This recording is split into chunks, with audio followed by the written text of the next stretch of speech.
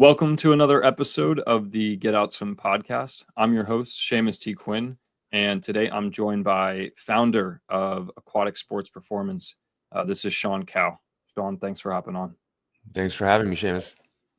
Cool. Yeah, it's great to connect. I've been following along with your social media stuff with ASP for a while now, and we share a mutual friend in João Mescalate, who swim coach João. Maybe as most people know him as, he does great stuff on social media as well and helps kind of, get into the nitty gritty of swimming and just has been a great, I think, mutual friend. And so, he helped connect us as well. And so it's, small world stuff, but so, with ASP, we talked a little bit off air, but I want to know, like, how did the vision for ASP kind of start, and like, what was it birthed in, and sort of where are you at now with Aquatic Sports Performance? Sure. Speaking of vision, first, there was no vision at all initially. It was me training. I had an athlete named Simon Lamar. He was at the time training to qualify for the Tokyo Olympic Games in open water. Because in 2019, that's when the open water trials were in preparation for 2020 before COVID hit.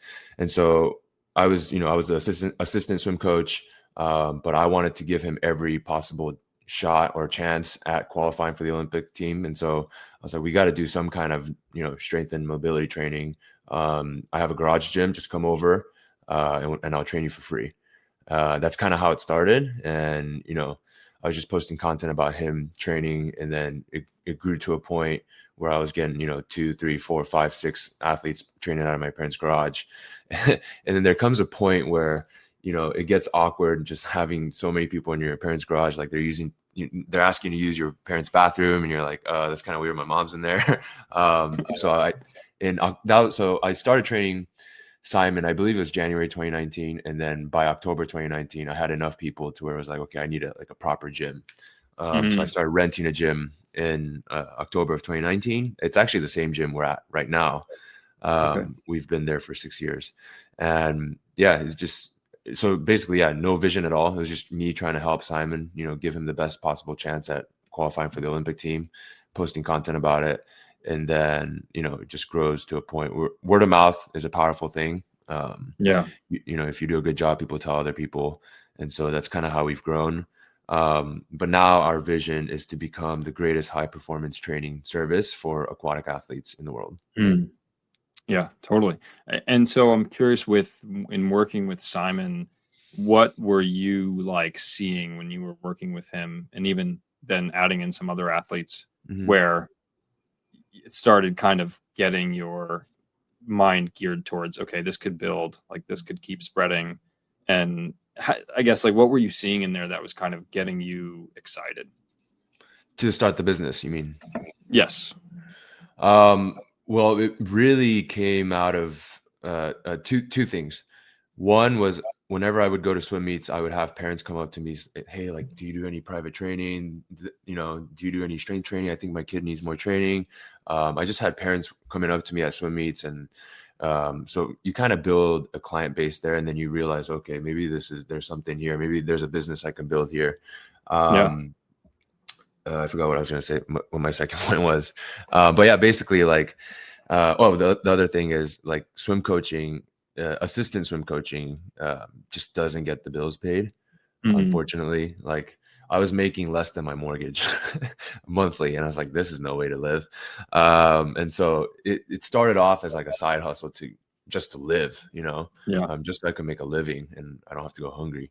That's kind of how it started. And then I remember I think it was November 2019. I started doing the calculations of, like, okay, how many athletes do I need to be able to quit my job?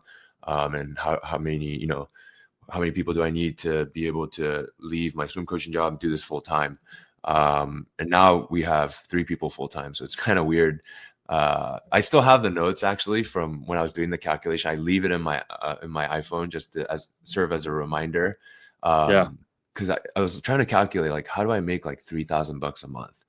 and now it's like nothing now, right? But Right. that was the initial goal, to just, make a living for myself. Make a living. Yeah, Yeah. totally. And what background do you have that like helped funnel into this profession? Like, well, where did Yeah, this kind of start, and what background do you have?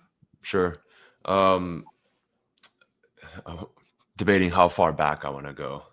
But basically, I've been obsessed with training ever since I was like 12 years old, 13 years old. Okay.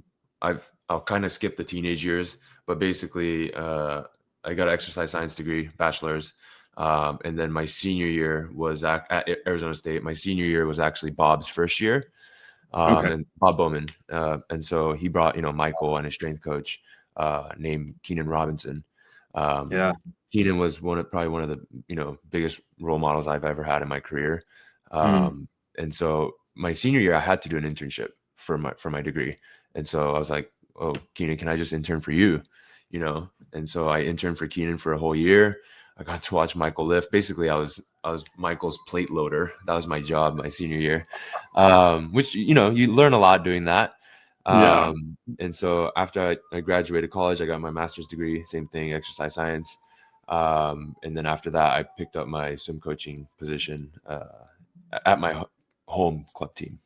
Home club team. Okay. Yeah. And I remember you saying off air that like as far as the job search went after you got your master's, Yeah. it wasn't working out, and it No. like eventually Yeah. led you to be an assistant, coach working for your club team. So, Yeah. uh, like I guess what was the plan? Like after graduating, when you were applying for jobs, like were you trying to get into, like some sort of personal training or physical Mhm. therapy or like high performance coaching? And yeah, I'm curious. I really had no plan. The initial plan was to become a college strength coach. Okay. That's why I got my master's, because in order to become a college strength coach, you have to have a master's, basically. Yeah. And so, like, that's why I got my master's degree. But then after that, I really had no plan. My girlfriend at the time, my wife now, was living in Arizona, and I was just trying to figure out, how do I stay in Arizona. I remember interviewing for Lifetime Fitness as a personal trainer, and Yeah. I didn't get the job, which is funny to think about now. Right. Um, Right. but yeah, I really had no plan. I was like, I can either go. I was actually working part time at a like sports performance / physical therapy place at the time. I was getting paid like Okay. 15 bucks an hour, just kind of helping out. I had a couple teams that I was responsible for, hockey teams, volleyball teams, soccer teams. Mm. And then, yeah, I really had no direction. I was like, I can do swim coaching, I can do, personal training, I can do sports performance coaching, but all these jobs I was applying for, I didn't get. But the one I did get, that was, a salary, was the swim coaching position at my home club team. Gotcha. Okay. Interesting. Um, Going back to working with Keenan and kind of watching Michael, what were Mhm. some what were some things that you were noticing that really, I don't know, got you inspired, or that were big learning moments for you during that time? Yeah. I think the biggest thing I learned from Keenan was two things. The first thing is individualization. I Mm. think at that level, like Chase had his own program, Allison had her own program, Michael had his own program.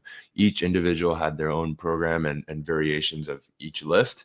And then the other thing from a coaching perspective was the intensity on the floor, like Yeah. your presence. Keenan is very like, he's a pretty intense person, and he would, he would basically not run, but like speed walk in between each athlete and make sure, there was a certain intensity to him when he was Mm. coaching. That's I kind of learned that from him, just from not he never told me explicitly that you had to do that, but I kind of observed that about him. Yeah. And I kind of Totally. mimicked and mirrored that in my own coaching, where it's a little bit more intense, and you're really focused, and you don't sit down. Your body language is important. You don't cross your arms. You don't lean on anything. All those um, non-tangible things I kind of learned from him. Yeah. And there obviously there were some programming nitty gritty stuff that I also picked up from him. But Right. it's But just from observations of how he conducted himself. Exactly. Yeah. Very it's telling of the professionalism I think that you carry in a setting like that. Anything you noticed from like Michael or Chase during that time that was like their approach? Michael, he's just a genetic freak, just like, he's a freak, right? From the things that you hear about him. But when you actually see him in person, you're like, oh, I get it. I get this. And he also had a certain intensity to him, very competitive, holds others to a high standard, hates to lose, very intentional. I think that's another thing that I kind of noticed from not just him, but coaching pro athletes. The difference between like the Olympians and say like a average high school athlete, I think one of the biggest differences that they have is intent.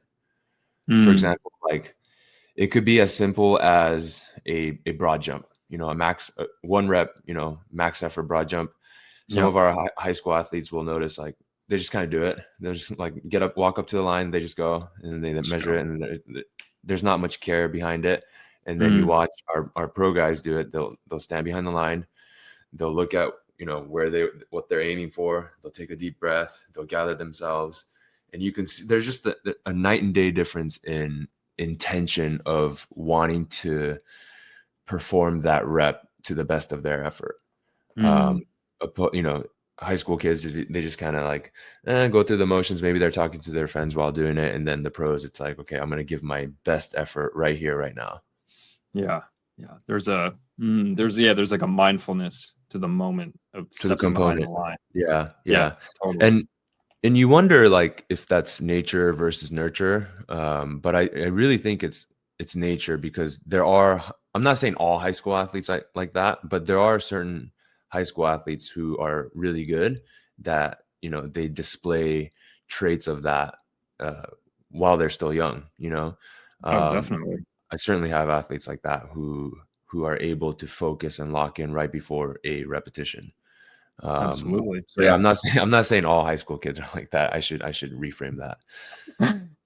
We're not generalizing. We're just saying that it's not everyone that has that ability to lock in and really seize that rep or that, exercise, whatever it is. I think that's definitely. So you guys are working with both professional athletes and like younger high school aged athletes and even younger? Like what is the scope of people that you guys are training?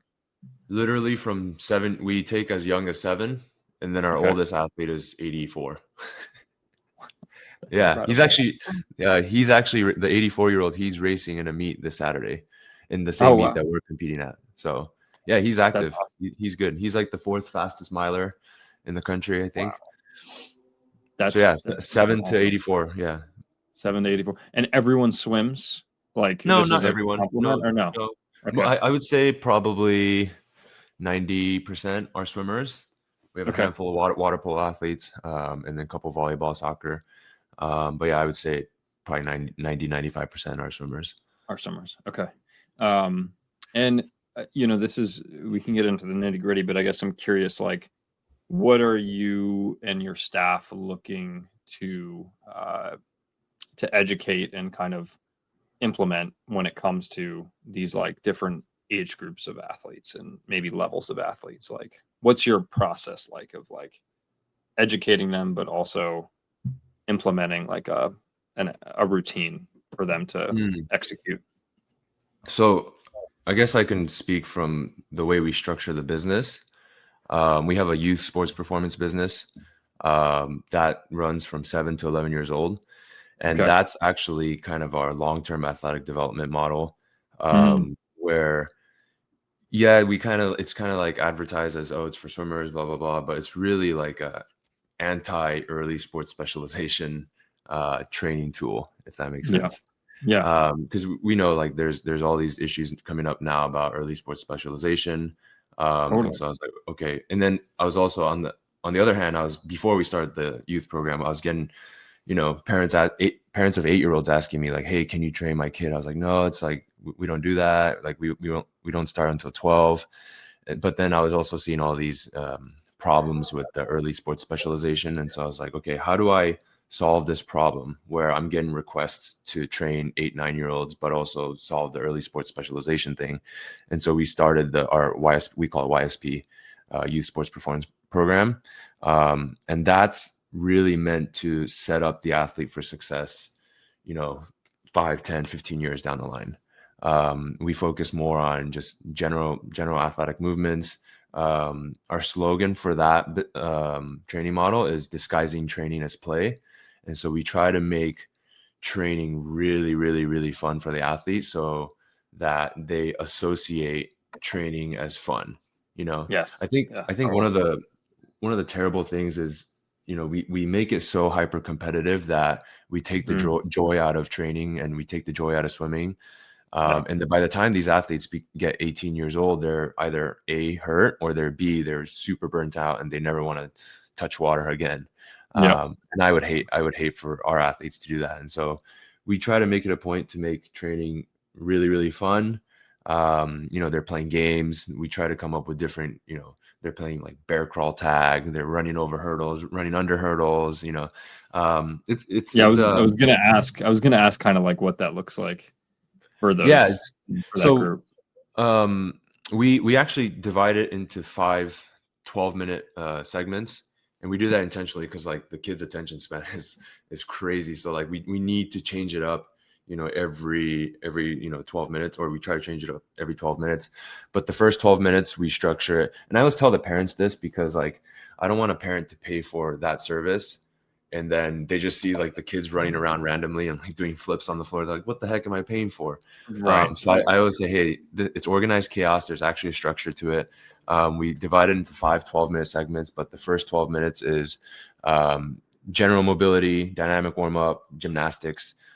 So, they're skipping, doing butt kicks, high knees, they're learning somersaults. They're learning how to handstand, cartwheel, back somersault, all these kinds of things. They're, doing lateral lunges under the hurdles. Basically, I'm trying to get them into as many different shapes as possible while elevating their temperature. The second 12-minute is power production. So we're doing, sprints, medicine ball throws, hurdle hops, box jumps, basically anything to teach the athlete how to express power using the nervous system. I was about to say that sounds like nervous system activation. A lot of nervous system stuff, because I think there is a window of trainability for basically CNS output. I don't know what the age is. This is me just speaking off intuition, but I think it's like between like 6 to 12 years old. You know how coaches say like if you train the aerobic system before puberty, your aerobic system will be greater after puberty. I think it's the same exact thing for the nervous system. Like I think if you if you never sprint, like running sprint before the age of 12, like your ability to produce power is probably not going to be very high later on. If you never give max effort to throw a med ball as hard as you can when you're younger, you'll probably never, hit your maximum ceiling later on. So yeah, that's the second 12-minute. We basically trying to switch it up every time. Sprints, jumps, throws, all that kind of stuff. The third 12-minute, we do balance, agility, crawling, core, a lot of ground-based stuff. So, bear crawls, handstand training, core work, all that stuff kind of happens in the third segment. The fourth 12-minute segment, we call it intro to body weight. So we want, like, when the kids go from 11 to 12 and then they graduate onto our 12 and up system, we want them to have some sort of understanding of, okay, how do I hold a split squat? How do I do a row, a TRX row? So we kind of just do like very basic body weight, wall sits, iso split squat. incline push-ups on like a 24-inch box. It's super easy. Just kind of teaching mechanics. They're holding planks, basic dryland stuff. And then the Yep. last 12 minutes, it's up to the coach. We just play games. Usually, they're chasing after a ball, or they're playing tic-tac-toe, running tic-tac-toe. We have a bunch of different games that we play with them. But basically, we want them to leave on a fun note, so we save the fun athletic games for the end. Totally. Yeah, I get that. Cool. And then, so what would be the next level of kind of segment after that? Yeah, segment or planning after that. After that, we call it individualized semi-privates. And so after 12, we require all our athletes to get an assessment. And the assessment basically just helps us understand, what muscles are tight on them. What are their movement limitations? How high can they jump? How strong are they? How far can they jump? And we collect all this data into our database. And then we have multiple coaches that have access to that database. And then they use that to kind of write the training program for each specific athlete. Okay. So that's kind of where I learned from Keenan, the whole individualization piece. Because you can have two 15-year-old breaststrokers who have completely different needs. You might have one athlete who jumps, like, I've literally seen this before. You might have one athlete who jumps 4 inches, right? Breaststroker A might jump 4 inches, and then breaststroker B might jump 30 inches. They would probably need a different training program, right? Yeah. And so to kind of, we template everything, so it's not like fully individualized, because we also want a component of the athletes working together. I was going to ask that. Yeah. If they're, if they both have the same jump variation that day, then they can kind of compete. And so we kind of, there's like a general templated structure to the training session, but then there are, nuances in maybe in the first block or second block. If the athlete needs something specific, we'll adjust it for them.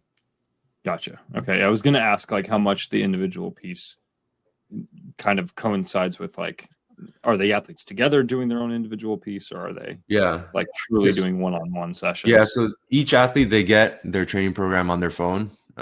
We use Train Heroic. Basically they can, input their weights, their reps, or whatever that they did for that day. They see all the exercises, and our coaches on the back end can program on that, and they get it on their phone. Okay.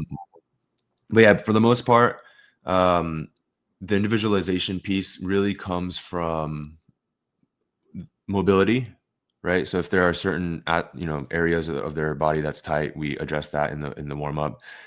2, difficulty of exercise selection. So like an athlete who can't do a push-up, just a regular push-up. Like for like the horizontal push segment, maybe our high school senior boys, maybe they have dumbbell bench press, but then our 12-year-old girls, maybe they're doing incline push-up, and our coaches are tracking, okay, last week we did 24 inches on the incline. Let's try 20 inches this week. So that's also another way we individualize is mobility, exercise selection, and then load too. I think load is also very important, because you can have, week 1, say you have 2 high school senior boys. Week 1, one boy dumbbell benches 60 pounds, and then you have another high school boy who benches 45 pounds. The progression for that will look a little bit different, and so Train Heroic has the ability to input load, so we'll program that in for them too. Very, very neat. And it's interesting because, like, so much of I was a college coach for 3 years, and I always felt like there were swimmers that would come and be like, hey coach, like, I have no weight training experience, and I feel like generally you said, you want to say to that kid, like, that's okay, like we'll teach you when you get here, and take time to show you the proper techniques and of these different movements. But I feel like a lot of the dialogue or rhetoric was like, yeah, you don't need to lift in high school or before that, or like really know how to use your body in that way. Like, you can wait if you are a college athlete to do that there, right? But really this is challenging that, because it's like, no, you totally can. Like, you're even saying, like, lifting 60 pounds with dumbbell, like, that's pretty significant weight. So what's your like thought process with that? What's your opinion?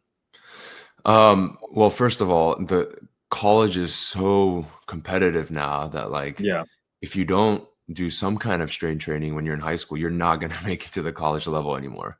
I mean, Yeah. even D3 is getting so fast, you know? It is. It's, yeah, Like more and more D1, competitive. yeah, D1 is like you have to be somewhat, close to an Olympic level almost. Okay, maybe not that much, but you get what I'm saying.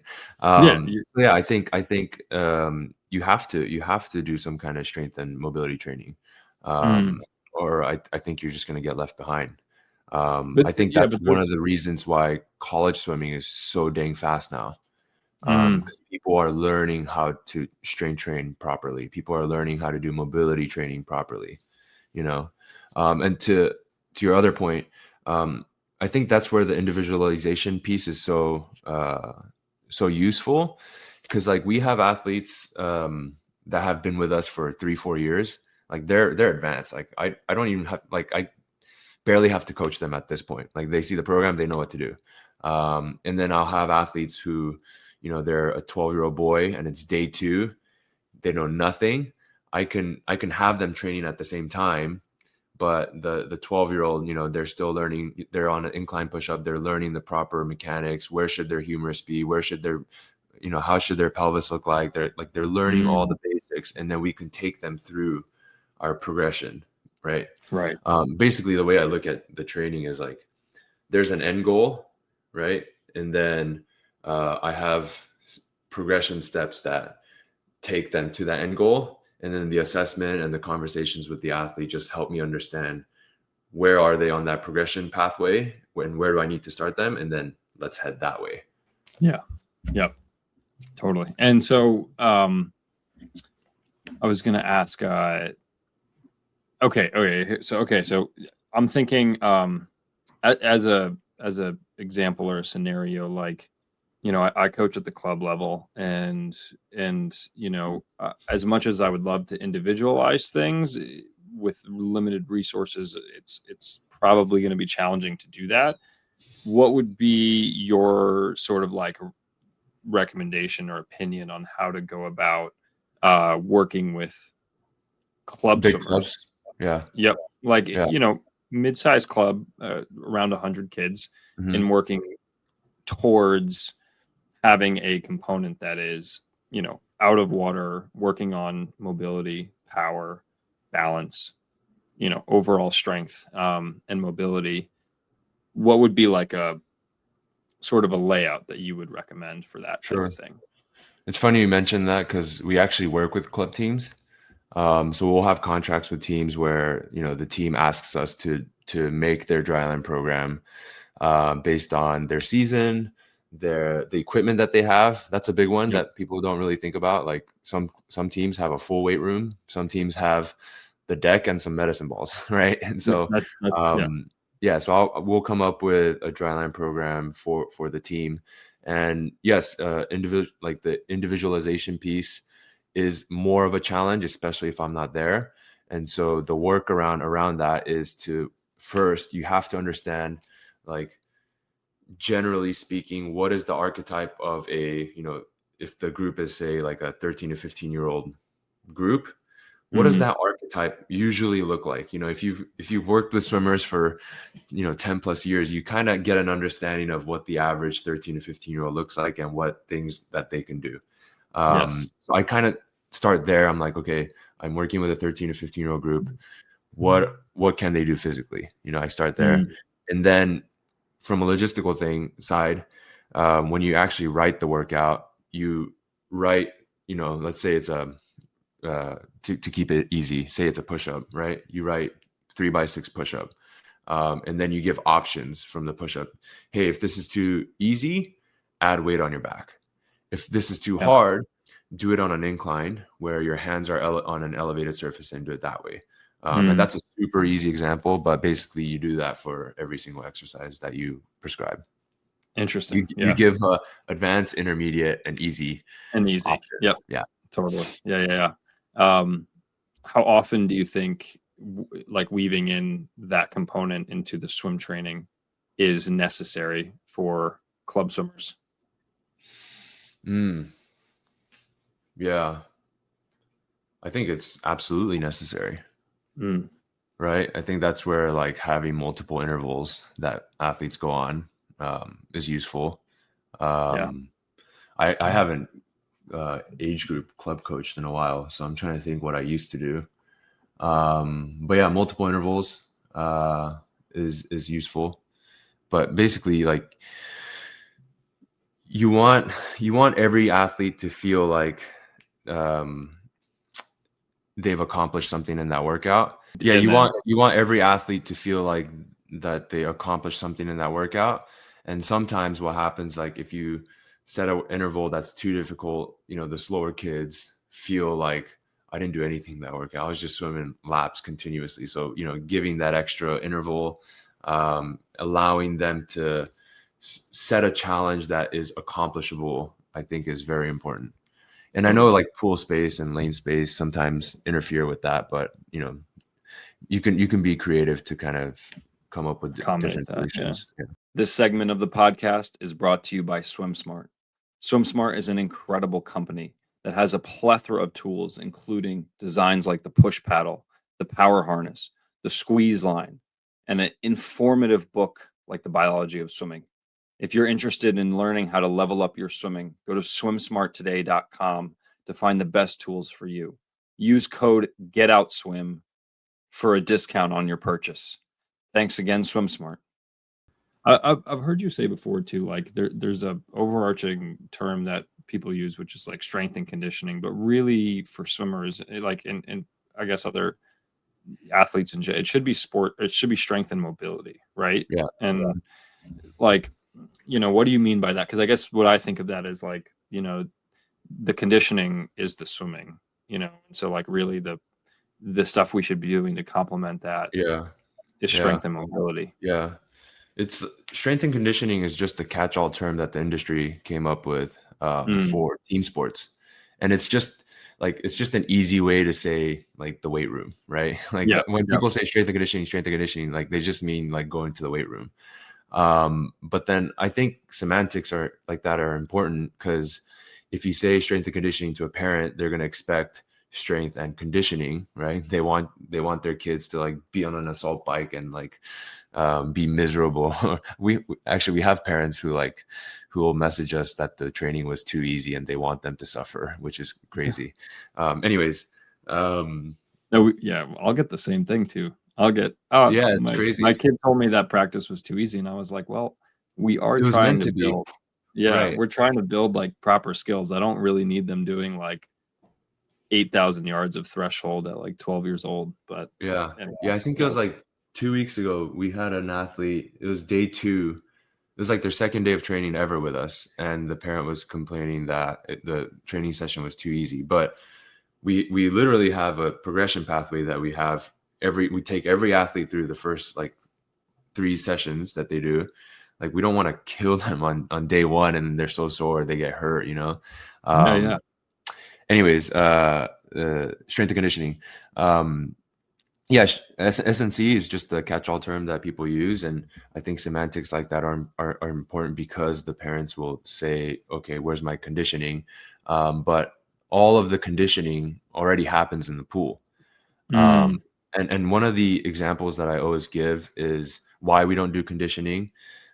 Is if you take any 12-year-old swimmer who's trained, who's practiced before, and you put them in the mile, right? And you take the world record holder, Kipchoge's, right? Kipchoge is the world record holder in the marathon. You take mm, Kipchoge and you put him in the pool and you make them race in the mile. The 12-year-old's going to win, yeah. even though Kipchoge has, quote unquote, world class endurance, world class conditioning. The 12-year-old is still going to win because there's a skill component to it. And Mm, so, if the practice is the skill component and the conditioning, then there are so many other things that I can take care of in the weight room, whether it's strength, power, or mobility.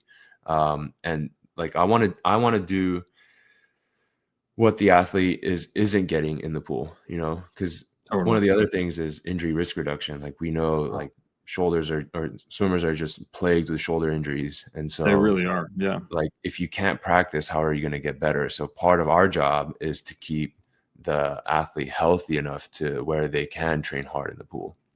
Totally. So yeah, I It's just kind of, yeah, I don't think I coined it, but like I just stopped calling it strength and conditioning, and I just started calling it strength and mobility training. totally. No, I like that though, because it works well with, the swimming model too. Yeah. There is, I will say there is one instance, or there are two instances where you can do conditioning, or maybe three instances that you can do conditioning with swimmers. The first one is for logistical reasons, like if your pool shuts down, right, and you can't swim, okay, Yeah. then maybe go at it. The second one is sometimes you get an athlete who is, and this is more common in distance swimming, I think. Sometimes you get an athlete where they're so efficient at the stroke that they're unable to take their metabolic training to the absolute maximum. And sometimes you need, a tool that it's very low skill, like say like the assault bike. Sure, Like, sure. I don't know if you know what an assault bike. It's like Yeah, the yeah. Assault bike is, assault bike. where Yeah. There's it's like a literally family. no skill to that, right? And so maybe there are instances where you want to use that for an Or even like individual who's highly the skilled. ergs, like the ski Yeah, erg is good ski too, ergs. or Yeah. Mhm. row erg. Yeah. Yeah. And then the other one is like if they're injured or whatever and they can't swim, then you would throw them on that. Right, right. Yeah, it certainly wouldn't hurt their overall like conditioning and Yeah. kind of what Yeah. what you were alluding to. Yeah, that because I would say we did a good amount of that in the college program I worked in last year to Mhm. like we did circuit. It was like a 40-minute circuit twice a week. They would lift 3 times a week, but then on the other 2 days we'd do like um a circuit that involved a mix of a mix of stuff, but it was a lot of like battle ropes, some med ball throws, hopping on, a cardio kind of station, whether that be the ski ergs or row ergs. And I felt like it was good. The idea was to have them be like that extra level of conditioned Mhm. to Mhm. be well trained at the end of a 4-day meet, a conference meet. Like, hey, we Right. want to know that we have the biggest and baddest engines to outlast our opponents, Yeah. which I thought was like a good method. But I was going to ask, so okay, so that's kind of what you're doing at the more youth level. What about sort of at the older level, with your, I don't know if you mentioned the high school athletes, but even like the pros that you're working with as well. What are you looking for with those athletes? Because I've seen Mm, videos, I've yeah. seen different things that you guys do. I mean, it's certainly a lot of testing, Mhm. which is interesting because I don't think I've ever done testing unless it was just looking at weights and reps and stuff. Mhm. But Mhm. yeah, what does that look like?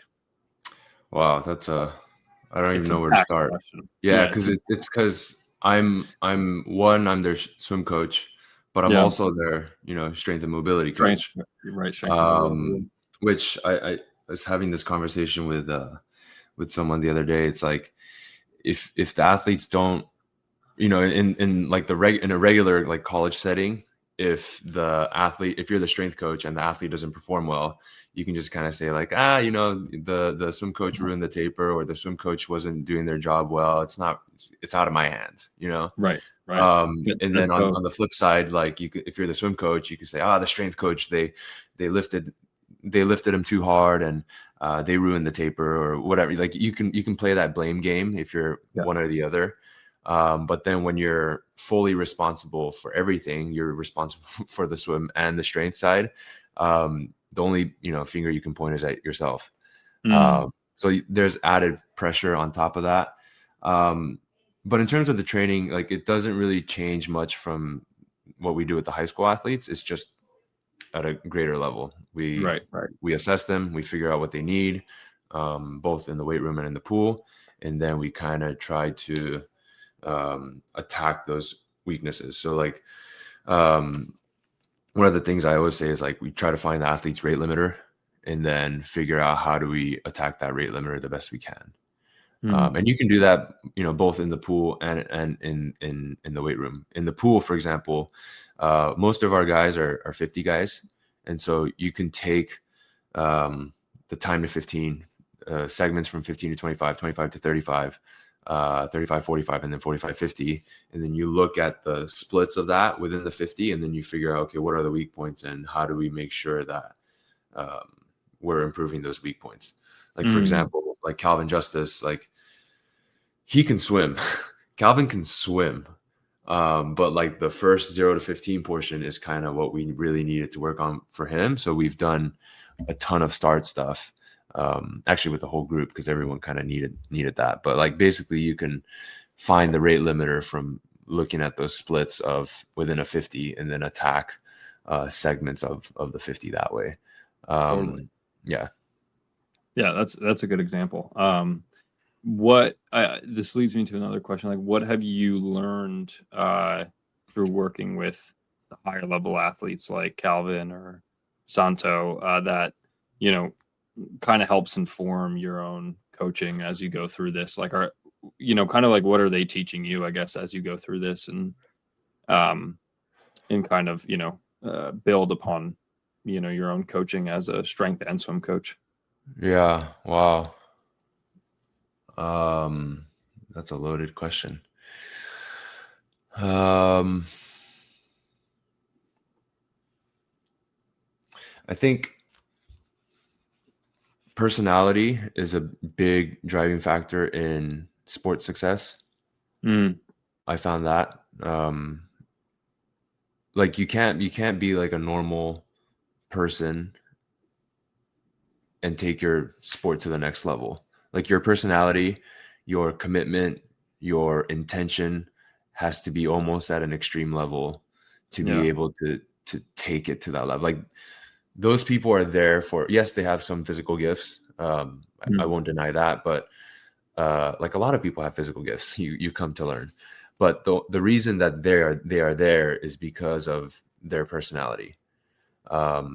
And it's all different. Like, everyone has a different like, we have 7 athletes. Everyone has a wildly different personality. Different personality, yeah. And it's a lot. It's a lot to manage emotionally, because you have to like constantly like shift your own coaching style to match the personality of the athlete. But yeah, I would say that's one component. Like, having extreme belief in yourself that you are capable of doing something. That's also another thing that I've come to learn that I didn't really know. And I guess the other thing is my own swimming has gotten much better just from watching these guys constantly. Yeah. And it's not like I'm training harder with my own swimming. I'm actually training less hard right now, but I'm swimming faster because I've learned how to move around the water better from observing these guys. Totally. If that makes sense. And That makes sense. listening to them talk about swimming and what they're feeling, where are they leveraging, where are their hips? Like, they constantly talk about that stuff and give advice to each other. And I'm just kind of there listening, and it just kind of permeates into your brain and you pick up on it. And then it comes out into your swimming. Totally. Yeah, I love it. I've noticed that too. Even I swim just for, I would say, fun. When I go to the gym maybe 3 times a week, but I'm so much more in tune with my strokes, like where I'm driving, on my freestyle or my backstroke, like from watching swimming and talking about swimming pretty much 24/7. It's wild to me how much more mindful I am of my body in the water than I ever was as a swimmer in high school or college, like it's wild to me. But it just goes to show that if you can get to the athlete, maybe they're, just not like instinctively, they're not as mindful when it comes to kind of what we were talking about before. But like, if you can try to just educate them on how to be, maybe we can start to see more breakthroughs in that way. That's the hard part though, right? Like how do we do that? How How do you do do we that? do Yeah. that? Yeah. Or how much leverage do you have, or how much control do you have as a coach in that regard? And how much Right. of it is just human nature, right? Like the nature versus nurture part. Yeah. It's very Yeah, difficult. I that's think the question. a lot of a lot of our athletes, they'll do like private lessons, they'll go teach swim clinics, and they all say like that's one of the best ways like to learn about their own stroke, like teaching Yeah, whenever they go teach a swim clinic and they come back, they learn something different about their stroke. So I totally. guess you could do that. Like you could encourage these athletes to coach each other, and that would be one form of learning for themselves. Yes. Oh, totally. Yeah. Do you ever have them like kind of, or like your athletes kind of coach each other, or like be like, hey, do you encourage them to speak up and kind of also step in and Oh have, yeah, I don't have to encourage anything. They just do it on their own. They're they constantly do it? talking about it. Yeah. Yeah. That's awesome. Yeah. Yeah. That's great. This is another question I was going to ask you. I listened to a podcast with Caleb Dressel on Mm. through SwimSwam, and he Yeah. mentioned on there that he's working with you. Yeah. And so I wanted to ask how that process has been going, working with Yeah. obviously, one of the biggest names in our sport. I mean, he's certainly someone that I've like looked up to over the years, and I feel like is viewed as a very technical person. I saw him swim actually. I went to a Florida swim camp 2 years ago. It was actually leading up to the games, so it was a really unique time to be there because they were all just about 2 weeks out from leaving for trials. But watching him swim, it was really cool. One of his coaches at the time, Alex, he had me stand next to him, and they were just doing, I think, like smooth 50s. And he was like, I like to play a game with Caleb where I try to catch him off guard and ask him what his stroke count is.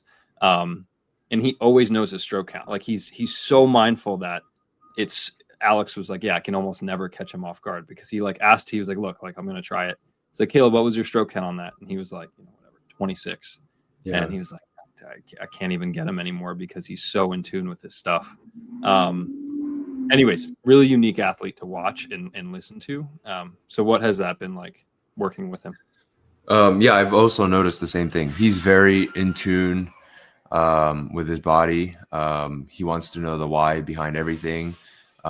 He'll leave me a ton of I train him remotely, and so he'll leave a note about every single exercise, which I actually really enjoy, and it actually is very helpful because I read all those notes and then I make adjustments for his training that way. But yeah, in terms of like taking ownership of his own training, Caleb's got to be one of the best athletes in the world.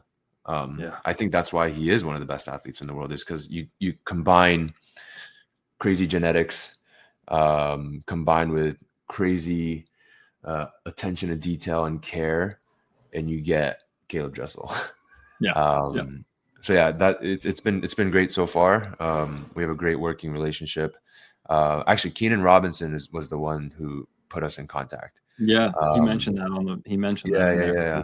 Because I guess Caleb needed a strength coach, so Keenan used to kind of work with everybody on the USA national team, but Keenan went on to the NFL, and so Caleb didn't want to bother Keenan, so he asked Keenan for a list of names, and Caleb interviewed all of them, including myself, and then we ended up working together. So it's been pretty cool so far. Yeah, that's great. I saw a post on your Instagram that I really liked, but it was a post marking 6 years since ASP was established, and it was basically just like a list of notes and thoughts that you had. Oh, you found that one? Yeah, no, because I remember. This is the funny thing. Like I thought no one would read that. Well, you posted it on your Instagram, and I don't know, you have like what 25,000 followers. I don't know. I figured like a bunch of words on a screen wouldn't hit the algorithm, and I was like, this post probably not gonna do very well. Yeah, well, I mean, it hit yours. It hit mine first thing in the morning. I remember waking up and being like, I gotta go do something with my, I was kind of like feeling out of it. I was in a funk. No, but like really good. And so I was going to ask you about some of these thoughts that you were seeing. Sure. And so I'll just pull up some of them. Okay, so this one I liked, which was yeah, just because the path you took was difficult, don't expect everyone to take that same path. Take pride in the Mm. fact that you made it easier for someone else. Mm-hmm. Yeah, what did you mean by that?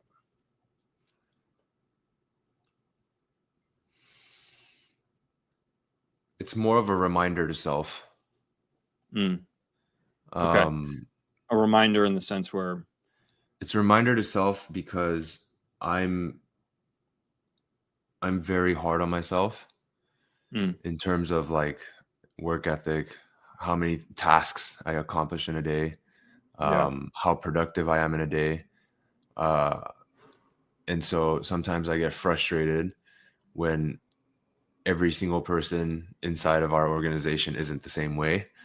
yeah, Um, uh, I have to sometimes remind myself, okay, not everyone is wired that way, and you have to figure out how do you push them in different ways. mm, So yeah, that one I wrote mainly as a reminder to self. yeah, totally. I remember actually listening to a podcast where I think you used the milk analogy. Um, Yeah. yeah, it was Wow, funny. you studied everything. Yeah, I went back and I listened to a podcast with um it was the strength performance guys, Aqua Cal Strength. and Yeah, Aqua Strength. Jack and That was Cal. it. Yeah, yeah, yeah. Jack and Cal. And Did I you use that that on there? you used the milk analogy on there. Oh, You okay. were I didn't talking know. about um how it is kind of being in that managerial leadership position. Hmm. Um and that reminded me of that kind of. Yeah, It's hard to yeah, because you expect so much of yourself. You want to set the tone, but yeah. also I'm sure everyone has, their own unique circumstances and lives going on Ways of too. working and yeah. Yeah, Yeah. yeah. But okay, that's good though. And another one, you I think you said uh hold on, I'll find it, but it was oh yeah, entrepreneurship is the fastest vehicle for personal growth. For me, it's even faster than sport. Grow Yeah. or die. Hmm. Um, so yeah, expand on that because it seems like you can gain more satisfaction from being like an entrepreneur than you can even Hmm. in sport Hmm. in like in your mind. Yeah. So businesses only grow to the leader's capacity and skills, right? The business will never grow beyond the capacity and level and skill level of the owner and the founder and or whoever is in the senior management position. It Right. only grows up to that capacity. And so like I I don't have the skills to build an Amazon. I don't have the skills to build an Apple because that's where my capacity. I'm not saying it ends there, but it ends way before that. And so, in order for your business to grow, the only way for it to grow is for yourself to grow as a person. Mm, Um, so that's mainly what that means. mainly with that. Um, Yeah. yeah, it's just me. I have to grow as a person. I have to expand my knowledge and skill sets in business in order for the business to grow because it's only going to grow to my level, whatever my level is. If I'm at level, if Jeff Bezos is at level 100 and I'm at level 17, right? My business will only grow to level 17 until I grow to level 20, and then my business will go to level 20. Yeah. Totally. It would to set the tone model. It's like, yeah, the leader is the one who or the one who has the idea, the one who's in charge of the business. Hmm. You have to set the tone because then it's that top down approach. You Yeah, surround yourself with people that can help enhance your because you even say it here, like you also mentioned it here. You said exceptional people are assets, mediocre people are liabilities. Like yeah, yeah. That you need so to yeah, to piggyback on that point, it's like one of the main skills I think an entrepreneur needs is to be able to bring on talent. You have to be able to bring on talent, yeah, but you're never going to bring on talent that's better than you. Maybe in a certain skill set, yes, but like overall, like your vision has to be so big that they can fit their vision inside it, and your skill set and basically your capacity to thrive in a business environment must be greater or equal to whoever you're bringing in. Yes. Yeah. So if I extrapolate that to the extreme, I can never hire Jeff Bezos, right? There's no way, there's not a shot, right? Right. Unless my skills as a business owner are greater than his, Greater than and I his, yeah. sell a vision that's like, hey, I'm building the next Amazon 2.0 or whatever. I need your help. Come along, right? Then I can bring him on. But basically, you have to be the greatest person within your organization.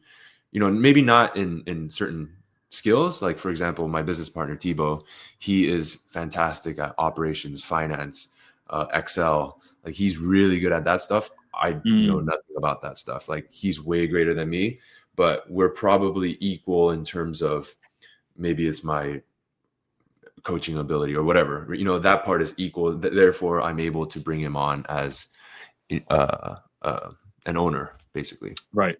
Yeah. So as an equal, yeah, as someone equal. who, yeah, match your vision. Yeah, totally. You also say here that fun is the secret ingredient in the recipe of success. So, and I feel like you alluded to that even with like, you know, talking about the kids that you train and the youth. But I feel like we're all looking for that too. Like as we get older, it's like there is an inner child component to wanting to like just kind of be who you are and embrace your personality and like have fun in the process. So yeah, what does that mean to you? That's also another reminder to self. A lot of these are reminders to self. Yeah, totally. To help me, because entrepreneurship is a very difficult and lonely road, and so all these are kind of like reminders to self to help me stay on the path and get through those hard times. And that one specifically, to have fun.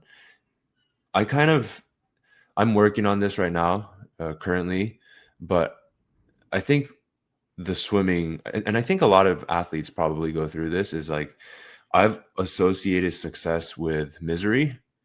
And so like I subconsciously believe that in order to be successful, I must be miserable. And so like, therefore, I fill my to-do list every single day until I'm in absolute misery and I'm, you know, things are chaotic and like I feel like I can't breathe because there's so many things to do. And I feel like if I don't have that kind of day, then I can't chill at night when I go to bed because I didn't work my ass off. And yeah, it's like I have to be absolutely miserable every single day of my life. Otherwise, you won't be successful. And that's something I've really struggled with basically my entire career. The entire 6 years ASP is open. Like I've subconsciously told myself I have to be miserable. And so it's been a hard battle with that, but I'm slowly trying to change that. I think I wrote that one like 2 years ago, maybe, and I'm still working on it. So it's not an easy battle for sure. Well, it's like, it's in a way, it's like a burden, right? Because when you're trying to do something that doesn't have rules or like doesn't, you know, you're not like working a corporate job or you're boxed into like, someone telling the you what to-do to list do. is limitless. It's infinite. It's limitless. I can come up, like I have it's right here. Like I have one of these. I've been every day I write my to-do list for the past 8 years. Every single day I write it, and I try to make it, you know, as full as I can, and I try to accomplish as much as I can.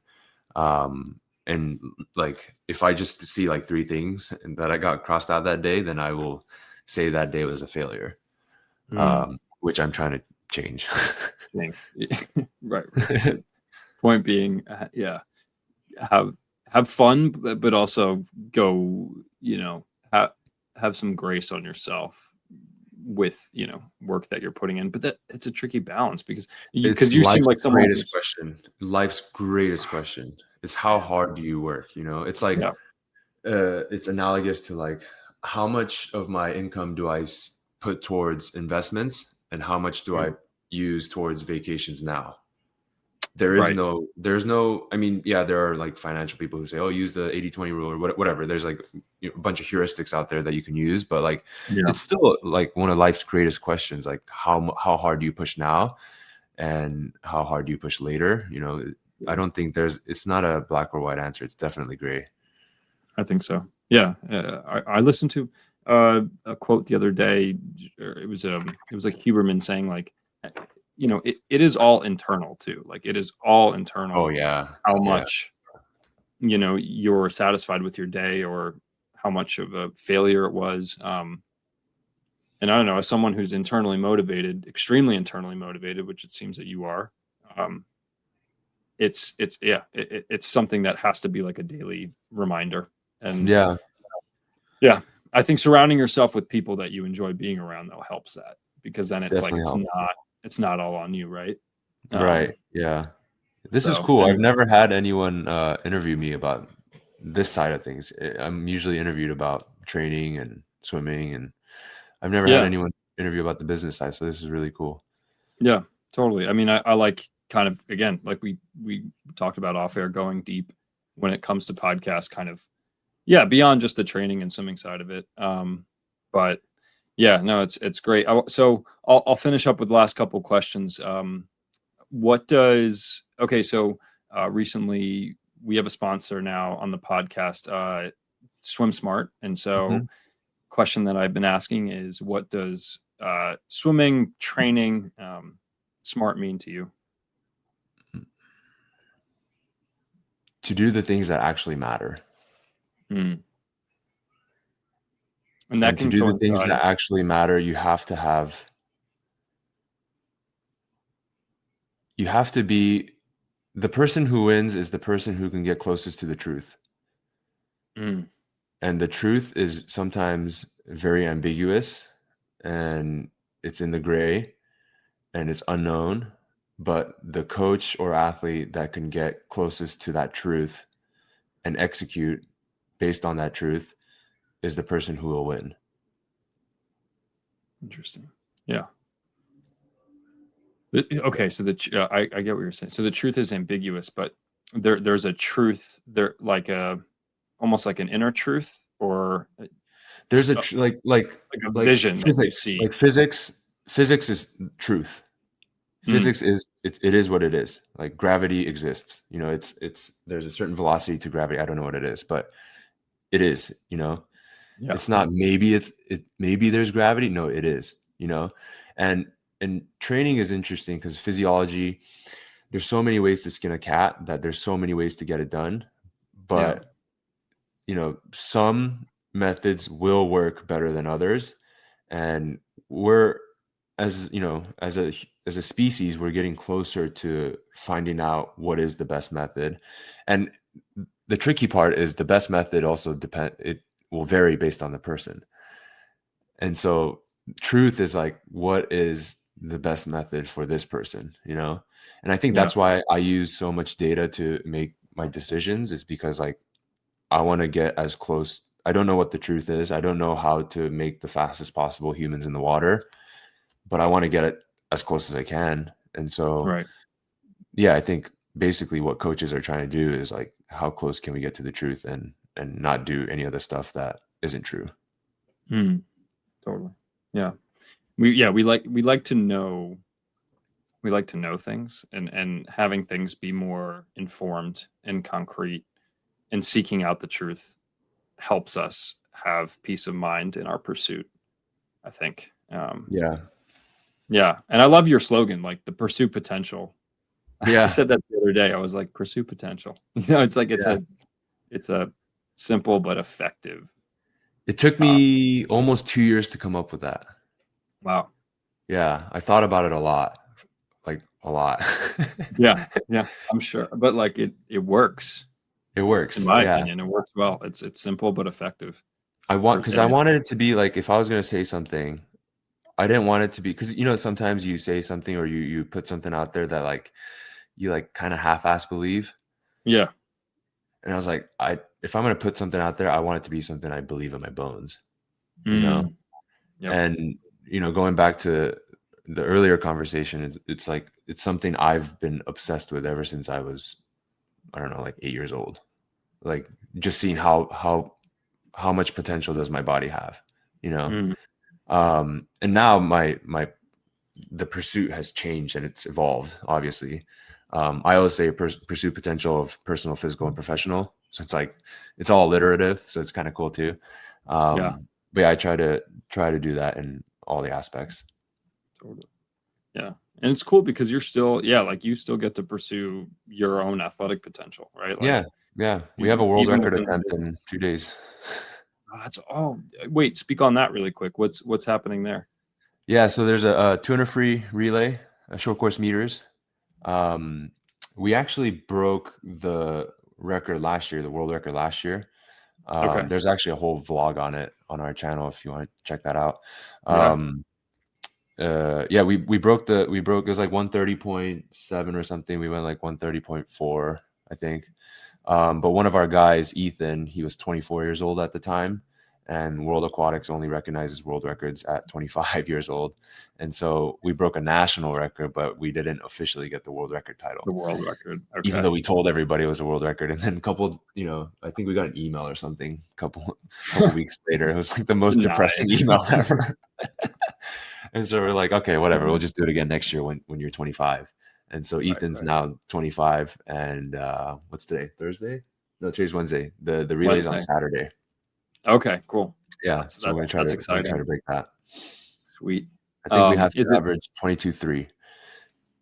it's not easy. No. That's pretty Yeah. serious. That's legit. Yeah. What would that convert to approximately in yards? I have no I idea. wonder 20, probably 20, 20.4, 20.5 yeah, maybe. I don't I know. would Something think like that. 20 point low. Yeah. I went 22.3 last year. So I just have to repeat what I did last year. But What you do. this year, I had some health stuff that kind of ruined my training. So I'm fighting that hill. Gotcha. What leg are you in the relay? Anchor. Anchor. Nice. Yeah. Yeah. Prime time spot. Cool, dude. Well, yeah, best of luck Saturday. That's exciting. And yeah, last question for you is: are you a fan of a get out swim? And if so, do you have a favorite get out swim story?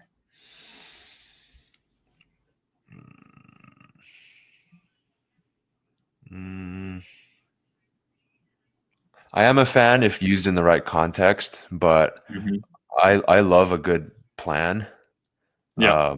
Like for example, the entire season, every workout of the entire season was already laid out like 16 weeks prior, and so to like throw in a get out swim and not have all my athletes get the intended stimulus that they're supposed to get that day because someone swam fast, that part would bother me. But Yep. I know, not everything goes to plan. I understand that. And I've thrown my own workouts away and changed the workout entirely.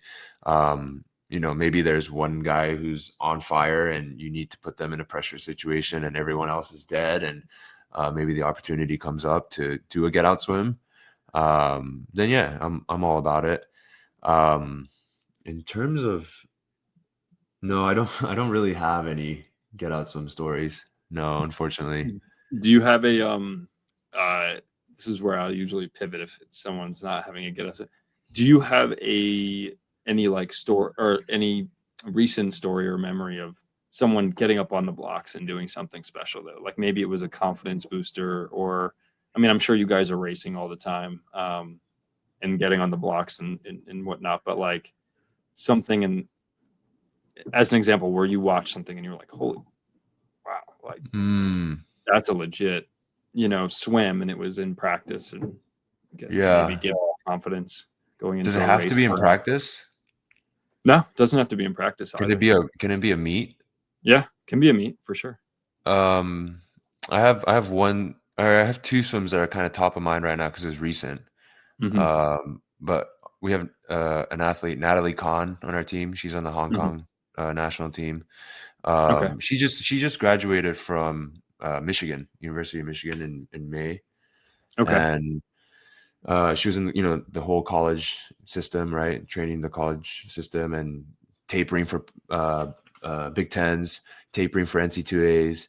Double She just did all that, and she did 4 years, and she had best times in the 100 free, 100 fly that she hadn't touched in like, I think one of them was like 2.5. I think the 100 fly she hadn't touched the best time in like 2.5 years. And this past weekend, not tapered, not shaved. It was a local age group meet that we went to because it was in our backyard.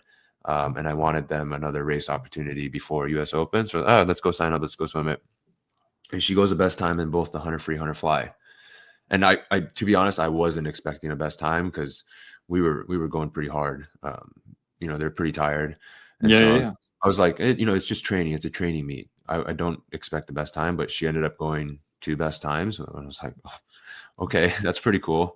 Because I think it's kind of hard when you just came out of the college system where you're like constantly training yards and you're constantly going to dual meets where it's yards, and yards is a completely different animal from meters. Yards is more like it's more skillful, I feel like, in terms of like the turns, underwater, starts. So yeah, to have someone who just came out of that system and then, go best times in yards where we're nowhere near rested was pretty cool. Very cool. Yeah, totally. That's awesome. And gives good kind of motivation for the future too. Cool. Well, Sean, thanks again. Again, I appreciate your time and just connecting, and I learned a lot, and I hope to continue to keep you as a contact moving forward. And if there's anything you'd like to add, now's the time. No, I think I thoroughly enjoyed this podcast. Like I said earlier, like no one's ever asked about the business side of things, so it's nice to have a change of pace, I guess. And I thought that was pretty cool. So thanks for having me on. Of course. Yep. It's important stuff to talk about, and we'll bring you back on at some point and let's do it. Dive back in again. So thanks, Sean. All right, man. Have a good one.